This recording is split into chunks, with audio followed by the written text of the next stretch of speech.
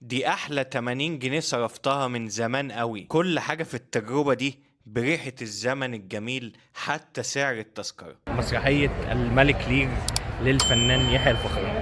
واحدة من كلاسيكيات شكسبير بيعرضها الفنان يحيى الفخراني للمرة الثالثة بعد 24 سنة. من أول مرة كان في 2001، وبعدين في 2019، ودلوقتي في 2025 على المسرح القومي اللي موجود في ميدان العتبة في وسط البلد.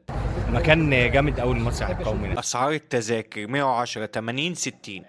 انت بتحجز اونلاين، بس هو بتيجي هنا يطبع لك التذاكر بالارقام بتاعتك. وطبعا زي ما المسرحية نفسها ملهاش علاقة بالزمن اللي احنا عايشين فيه، أسعار التذاكر ملهاش علاقة بالزمن اللي احنا عايشين فيه.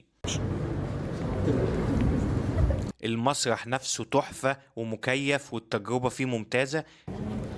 الكراسي يا جماعه، كراسي جامده قوي.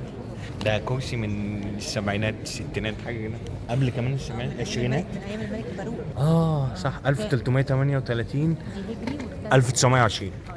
1920 ده الملك فاروق. ما طبيعي قبل ثوره ده الملك فؤاد كمان. 52.